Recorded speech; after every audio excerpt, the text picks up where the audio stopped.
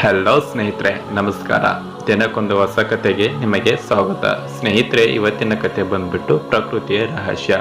ಪ್ರಕೃತಿಯು ಕಾಲ ಕಾಲಕ್ಕೆ ಬದಲಾಗುತ್ತಾ ಹೋಗುತ್ತದೆ. ಆ ಬದಲಾವಣೆ ಹೇಗಾಗುತ್ತದೆ ಎಂಬುದನ್ನು ಈ ಒಂದು ಕಥೆಯ ಮೂಲಕ ನಾವು ತಿಳಿಯೋಣ. ಸ್ನೇಹಿತರೆ, ಬನ್ನಿ ಕಥೆನೇ ಶುರು ಮಾಡೋಣ. ಒಂದು ದಿನ ತೋಟದಲ್ಲಿ ಆಟವಾಡುತ್ತಿದ್ದಾಗ ಹಣ್ಣಿನ ಮರವೊಂದು ಬಿಸಿಲಿಗೆ ಒಣಗಿ ಬೋಳಾಗಿ ನಿಂತದನ್ನು ಕಂಡೆ. ಅಯ್ಯೋ ಪಾಪ, ಬರಡಾಗಿದೆ, ಜೀವವೇ ಇಲ್ಲ ಎಂದು ಜೋರಾಗಿ ಹೇಳಿದೆ.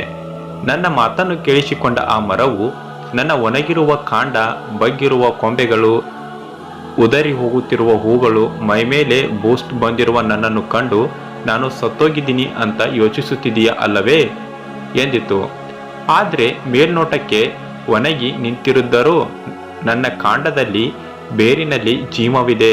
ವಸಂತ ಋತು ಬಂದೊಡನೆಯೇ ಬೇರಿನಲ್ಲಿ ಶಕ್ತಿ ಬಂದು ಕಾಂಡದಲ್ಲಿ ಕೊಂಬೆಗಳನ್ನು ಬೆಳೆದು ಎಲೆ ಚಿಗುರಿ ನಾನು ಮತ್ತೊಮ್ಮೆ ಜೀವಿಸುತ್ತೇನೆ.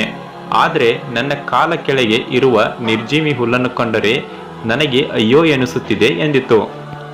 ಆ ಮಾತನ್ನು ಕೇಳಿಸಿಕೊಂಡ ವನಗರಿಕೆಯ ಹುಲ್ಲು ಚಟ್ಟನೆ ಹಣ್ಣಿನ ಮರಕ್ಕೆ ಉತ್ತರ ಹೇಳಿತು. ನನಗೆ ನಿಮ್ಮ ಮರುಕ ಬೇಡ. ಮಣ್ಣಿನಲ್ಲಿ ಒಂದಾಗಿ ಹೋಗಿದ್ದರೂ ನನ್ನ ಬೇರಿನಲ್ಲಿ ಜೀವವಿದೆ. ಮಳೆಗಾಲದ ಕಾರ್ಮೋಡಗಳು ಆಡಾಡುತ್ತಾ ಬಂದು ಮಳೆ ಕರೆದಾಗ, ನೆಲವೆಲ್ಲ ನೆನೆದು ತಂಪಾದಾಗ ನಾನು ಮತ್ತೊಮ್ಮೆ ತಲೆ ಎತ್ತುತ್ತೇನೆ. ಮಳೆಗಾಲದಲ್ಲಿ ತೊಯ್ದು ನನ್ನ ಬೇರುಗಳು ಚಿಗುರಿ ನೋಡುವವರ ಕಣ್ಣುಗಳು ತನಿಸುವ ಹಚ್ಚ ಹಸಿರು ನಾನಾಗುತ್ತೇನೆ. ನಾವು ದಯೆ ತೋರಿಬೇಕಾಗಿರುವುದು ಒಣಗಿದ ಹೂವುಗಳಿಗೆ. ಅವುಗಳು ನೋಡಿದರೆ ಕಣ್ಣೀರು ಬರುತ್ತದೆ. ಅವುಗಳಿಗೆ ಕೊಂಬೆ ಇಲ್ಲ, ಬೇರಿಲ್ಲ ಎಂದಿತು ವನ ಹುಲ್ಲು. ಎಲ್ಲಿಂದಲೋ ಮೃದುವಾದ ಕೊರಳೊಂದು ಕೇಳಿತು. ಅದು ನನಗೆ ಬೇರಿಲ್ಲ, ನನ್ನದೆನ್ನುವ ಕೊಂಬೆಗಳಿಲ್ಲ, ಜೀವವಿಲ್ಲ ಎಂದು ವ್ಯಸನ ಪಡಬೇಡಿ ಎಂದಿತ್ತು. ಧ್ವನಿ ಬಂದ ದಿಕ್ಕು ಗೊತ್ತಾಗದೆ ಸುತ್ತಮುತ್ತ ಹುಡುಕಿದಾಗ, ಎಲ್ಲಿ ನೋಡುತ್ತಿದ್ದೀರಾ, ಇಲ್ಲಿ ನೋಡಿ ಎಂದಿತ್ತು. ಆ ಧ್ವನಿ ಹಿಂತಿರುಗಿ ನೋಡಿದಾಗ ಮಣ್ಣಿನಲ್ಲಿ ಅಲ್ಲಲ್ಲೇ ಬಿದ್ದಿದ್ದ ಒಣಗಿದ ಹೂಗಳನ್ನು ಕಂಡವು. ಒಣಗಿದ ಹೂವು ಹೇಳಿತು, ನೀವು ತಾತ್ಪರ್ಯದಿಂದ ಛೀ, ಬರೀ ಒಣಗಿದ ಹೂವು ಎನ್ಬೇಡಿ. ಹೂವಾಗಿದ್ದ ನಾನು ಈಗ ಬೀಜವಾಗಿ ಒಳಗೆ ಅಡಗಿದ್ದೀನಿ. ನನ್ನ ಸರ್ವಶಕ್ತಿಯೂ ಅದರಲ್ಲಿ ಅಡಕವಾಗಿದೆ. ಹಗುರವಾಗಿದ್ದ ನನ್ನನ್ನು ಗಾಳಿಯಲ್ಲಿ ಹೊತ್ತು ದೂರಕ್ಕೆ ತಂದು ಹಾಕಿದೆ. ನನ್ನಂತೆಯೇ ಇತರ ಹೂವುಗಳು ಬೀಜಾಗಿ ಇಲ್ಲೆಲ್ಲ ಹರಡಿವೆ. ನಾನು ತಾಳ್ಮೆಯಿಂದ ದೀರ್ಘಕಾಲ ಚಳಿಗಾಲದ ದಿನಗಳಲ್ಲಿ ಕಳೆದು ಬಿಟ್ಟರೆ ಆಮೇಲೆ ನನ್ನ ಸಂತೋಷಕ್ಕೆ ಮಿತಿಯೇ ಇಲ್ಲ.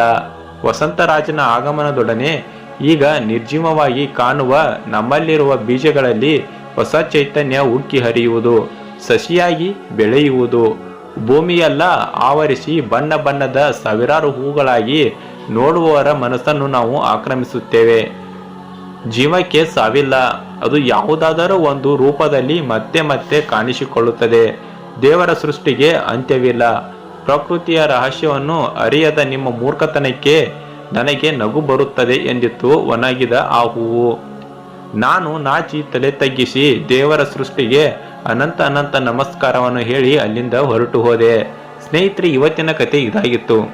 ಈ ಕಥೆಯ ಬಗ್ಗೆ ನಿಮ್ಮ ಅನಿಸಿಕೆನ ಕಮೆಂಟ್ ಮಾಡಿ. ಈ ಕತೆ ಇಷ್ಟ ಆದರೆ ಒಂದು ಲೈಕ್ನ ನೀಡಿ. ಇನ್ನೂ ಇಂಥ ಹೆಚ್ಚಿನ ಕಥೆಗಳಿಗಾಗಿ ನಮ್ಮ ಚಾನಲ್ನ ಸಬ್ಸ್ಕ್ರೈಬ್ ಮಾಡಿ. ಮತ್ತೆ ಮುಂದಿನ ಕಥೆಯಲ್ಲಿ ಸಿಗೋಣ. ನಮಸ್ಕಾರ.